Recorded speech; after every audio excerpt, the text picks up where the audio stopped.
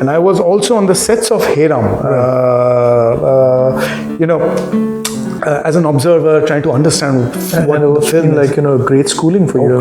Great. I mean, much after I met Mr. Kamal Hassan at IFI in Goa, when I used to work with Mr. Subhash Ghai, and I told him, sir, you were probably my first teacher, because I just used to observe him, how he used to do things.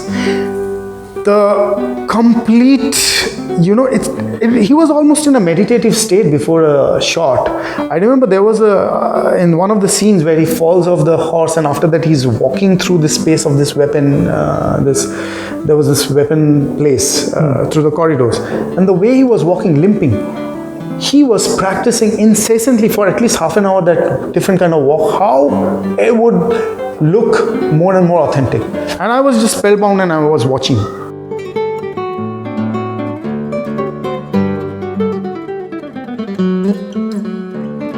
So that's quite interesting. That's again a story. I think a lot of, I wanted to say something. In one of the films which I was an associate with Subhash Ghai, I was talking to Mitunda, who was there. He said, a lot of things happen by accident. Like the way he started walking, it happened like people became, like the way Mithun Chakravarti style of walking. He was once narrating that, it happened by accident. He fell off and he had some injury on his waist.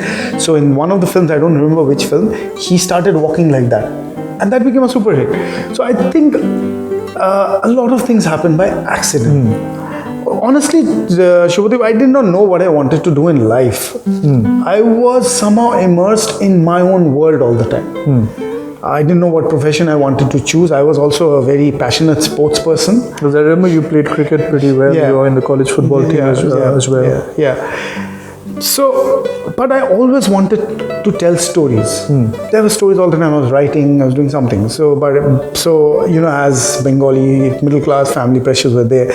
They wanted me to choose finance. I was in St. Xavier's doing my BCom, got into chartered accountancy, cleared my intermediate, didn't write the final. At that point of time, I was a little lost, went to Chennai. Of all places? Of all places. I just went for partying on 31st. My cousin was there, who owned a placement firm.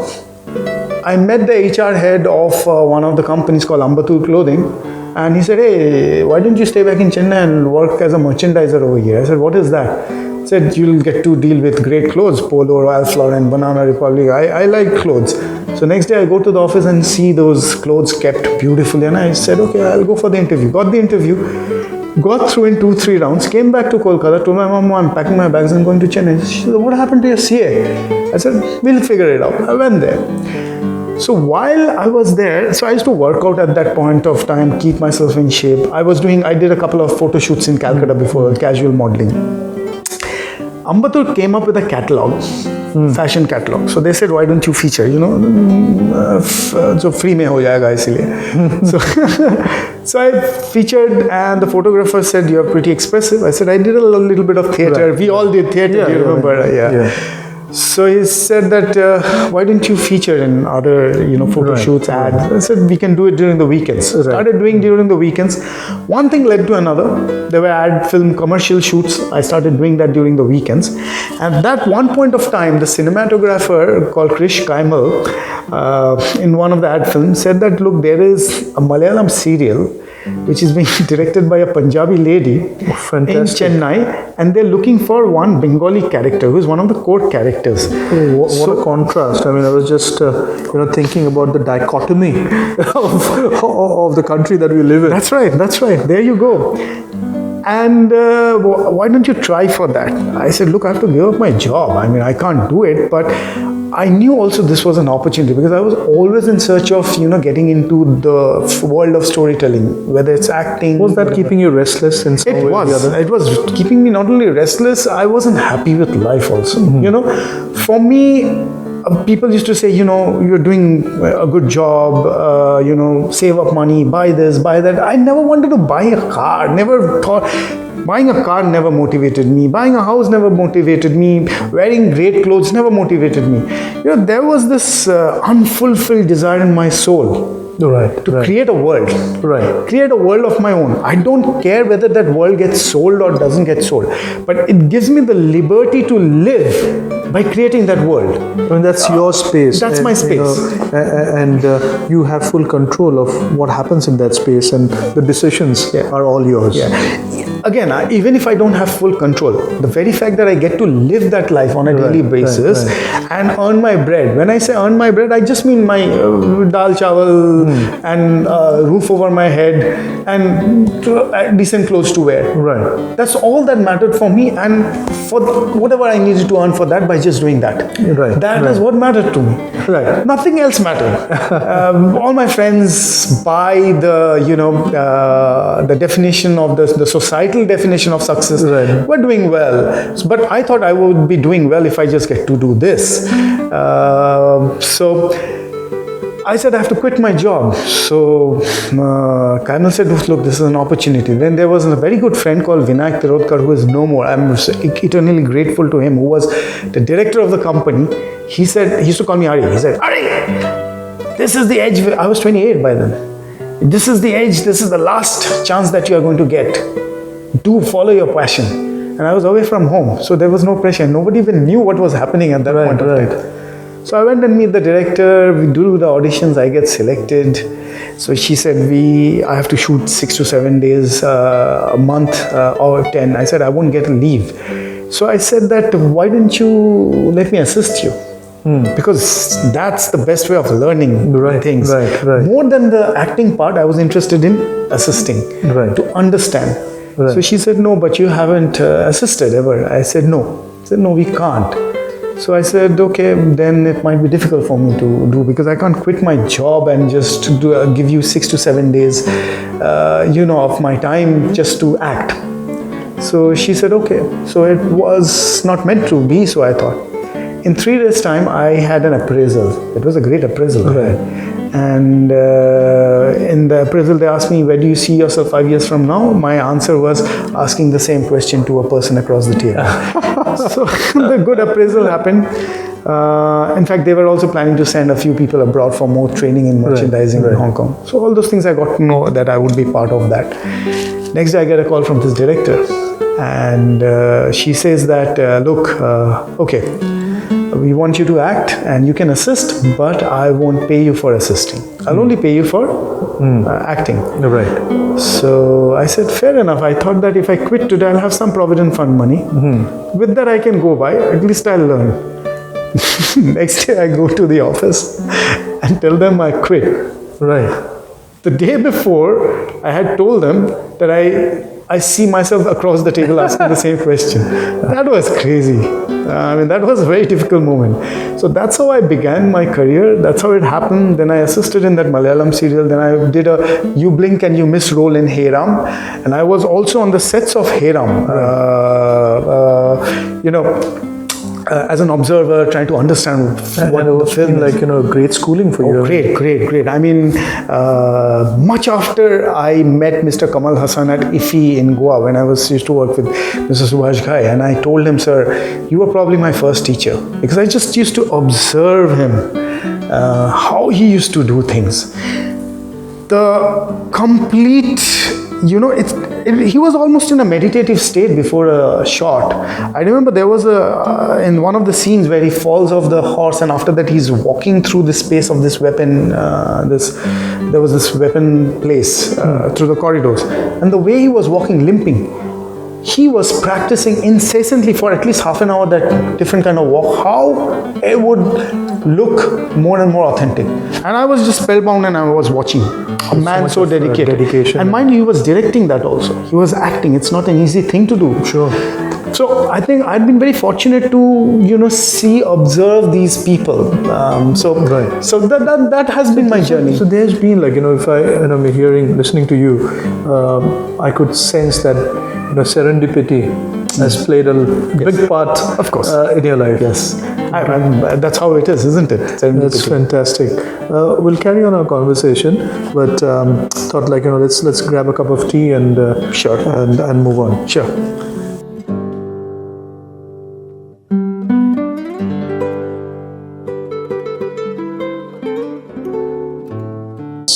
your definition of cinema? Shubhadip, I dare not define cinema. See, I think I'll always be a student of cinema. So I mean, it doesn't matter how I define cinema. In the first place, honestly, cinema cannot be defined because it's a slice of life, right? How do you define life? So by its spirit, the resonance of a spirit. I mean, you have to feel it to define it. Probably. That's right. I mean, I don't want to categorize it, bracket it, put words to it. Right. I probably also do not have. Cinema is much bigger than me. I mean, why should I define cinema? Yeah. Well put. And do you see the Indian audience, their thought process? Has that transformed in the last 3 to 5 years? Yes, it definitely has. But again, if you see that the transformation always happens in 5, 10, 15 years across. Right. There was cinema when it started. It was the era of the silent cinema was there. Even much before that, there was no concept of editing before Eisenstein started editing. So there has been an evolution of in the world of storytelling through audio visual media. So if you say that in the 5-10 years, that has been transformation in the outlook of the audience towards cinema. Right. Previously, across India, if you see, I mean, when I say across India, I also mean the regional cinema. Regional cinemas were different from region to region. But if you see the mainstream Hindi cinema, previously it was only about entertainment. Right. There was something called art house cinema, something called commercial cinema, all those various categories we had. But I think I heard somewhere there can be only good cinema or bad cinema. So, because storytelling, you either like to hear some kind of stories and you feel good about it, or you don't feel good about it, or you don't connect, you get bored while listening to some story, so you go away, move away. That's how we make friends. So, cinema is also something like a friend. So, that way, if you see, the outlook has changed of audience. They want to listen. They started accepting a very different kind of content. Yes, I mean, from the conventional song and dance entertainment, I would say also what I also mean by outlook is previously cinemas used to be sold based on the stars. Right. That's changing. Now it's storytelling. And why just cinema? I mean, cinema is what we grew up watching, what people grew up. It's storytelling. Look at the new media now. The OTT platform, the over-the-top platform. They have completely reinvented the language of storytelling. I would say even sometimes I find news to be like cinema. Right. Stand-up comedian, when they come, there is a cinema out there, or there is a storytelling that is happening. OTT platform has basically converged all of them under one roof. So I would say in the last 5 years, the whole outlook towards consumption of stories has changed. And obviously digital had a huge impact on it, and filmmaking probably as a process has become more democratized. Yes. As what we had seen in the past. It was today the infrastructure that you could use to create a digital cinema and to distribute it. The whole language, whole perspective probably has changed. And how have you seen that in your journey for a few years, from traditional to the digital space? Yeah. And the distribution of that digital content, what's your thought on that? The best part is people have access to various forms of cameras, sound, like the interview that we are doing, how you have set it up. We can easily make a short film or a film with this. The distribution system is also different because of the access to YouTube. So therefore it is democratized. Like on the very good films, which The Village, Rockstar, which was our entry into the Oscar, I think last year, and that cinema had got so much of critical acclamation. This lady, I think Rima, I'm forgetting the name of the director. So it was absolutely an independent cinema. She had amateur people to go around with her and shoot with amateur actors who were village kids. Right. Telling a story. Of course, she took some help of the expertise, like the sound was done by Rasool's team. Amrit did the sound. But they came much later. I'm saying if a film which had been such an independent film, which has been done almost by an amateur or a set of amateur people, could be an entry into the Oscars. Look where we have gone. I think, which is and what's your view on because what I have seen, more of as a student of cinema, an audience of cinema is I've seen there's a huge differentiation in terms of the regional content, and your experience around that. See, I think regional content, or from region to region, they're the cinemas of each of the regions, right? Where the language is spoken.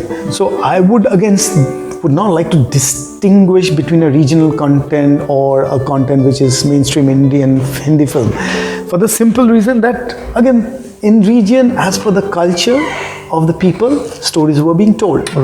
As per how the lives were led by people. For example, Bengal in terms of literature was much more evolved than the pop literature or the pop storytelling that happened in the mainstream Bollywood. So there was a lot of Bengal evolved. Unfortunately, it's not so anymore. Marathi cinema, the golden age of Marathi cinema, as they say, had begun around 2010 or a little earlier than that. Harishchandrachi Factory was quite a landmark film. There was a poster which you saw in my house also. So what started happening, even Marathi, the theatre culture is very, very strong there. Marathi's literature is very strong. So what the Marathi filmmakers did, they actually took the stories from literature. They took stories from daily life. And the other good part was they were very good producers. We very often tend to overlook the role of a good producer. A good producer himself is also a good storyteller somewhere, because he knows how to tell a story through his commercials, through the way he and how to take the story to the audience. And that's extremely important. And the whole design of that process. That's right. So in Marathi film, that's what they did. Now there are some great producers who are backing those stories. Unfortunately, in Bengal that cannot be, because I don't want to be very explicit about things, but the producers need to also feel in their blood that love for Bengali literature, Bengali story, Bengali way of life has to happen. It's not there because most of the big time producers probably are not aligned to that space. And that takes me to the next question. According to you, do you see cinema as an art or business? Well, again, it's like defining cinema. I think cinema is a vocation of art, business, and science. And they're all mutually inclusive. You cannot say that this cinema is business and therefore not art. It can't exist. And you can't say that this is just art and therefore no business, because it won't survive. And what we forget is the technology. So that's why I would say cinema is a combination of art, science, and commerce. The three vocations that we grew. While even as students, those are the three main vocations. So I would say cinema is the science of business and art together. Fantastic, very well said. I haven't heard that kind of a definition or answer to that question, but very well put. You recently won an award for your short film. Real Estate. Yes, Next Gen International Short Film Festival in Kolhapur. That was the first short film festival that I had sent my film into. It was a very humble one it was, but I just started again now, sending to various short film festivals and waiting the results. So real estate. Again, I think real estate is very close to how I look at life. And the quirkiness of life that exists I think at every turn of life there is this whole comedy. Like you'd see there was a poster in Real Estate which you have seen. There was a poster of Charlie Chaplin which says that life is a tragedy when seen in close-up and a comedy when seen in a long shot. So Real Estate was also all about that. My film was all about, like when I said why I got into cinema. Because I wanted to chase happiness. Because I wanted to chase storytelling. In a society where you're constantly being compared by the people who have achieved materially. Also, I mean, those are the benchmarks. those are the benchmarks. And yet people, at the end of it, I've seen many of my friends, my peer group, they're doing phenomenally well materially. But somewhere they lead such an unfulfilled life. They have the same routine every day. They have to pay their EMI, therefore they cannot quit their jobs and pursue their passion. I don't have that problem. I don't have to pay any EMI. I don't own anything. It's like that song, Prisoners of Our Own Device. That's right. Yeah, in Hotel California. That's right. So I have invested in independence and freedom. I have not invested in a house or a property. That's what I would say. Yeah, of course, that's a choice, and it's not that easy for most people to subscribe to that kind of thought. But tell me, in terms of real estate, I'm lucky enough to see the film, and I thoroughly enjoyed it. Thank you. It had a very different, the satire. I mean, there was a lot of metaphor. I mean, the language of that film was a lot of metaphor. Yes. So tell me, what was your inspiration in choosing, that kind of a subject? Because when you see the film, you will, laugh. You will, you'll relate. But once you have finished the film, there is something that deep that strikes in you. What made you choose a subject like this as your first, short film? Well, so I would, okay, when I had quit my job or a conventional career to get into this world of storytelling, obviously you come with a lot of expectations. You would say that, okay, in 10 years' time, I'm going to make my first film, I'm going to be at some place. I had that thought also, other than the love for storytelling, but it didn't happen. Due to various reasons, it didn't happen. Circumstances, it didn't happen. So that way, quintessentially, I'm still a struggling filmmaker. No. The thing is that when you leave everything and you take up the challenge, and still you don't make it, society starts judging you. Right. So society starts judging you, and therefore there is also one dialogue between mother and the son in that film. If you would say that he's saying कि तेरा uncle ने पूछा था तू कुआं छोड़ के बॉम्बे चला गया एक्टर बनने के लिए, तेरे को फिल्मों में भी नहीं देखा, टीवी में भी नहीं देखा, कंप्यूटर में भी नहीं देखा. So the thing is that people then start judging you that you left everything, but you're those still are like no check one. boxes. Yes. And if you don't tick on those check boxes, you are kind of written off. Right. So there had been many directors who left their job and are now successful directors. People look at them as the example.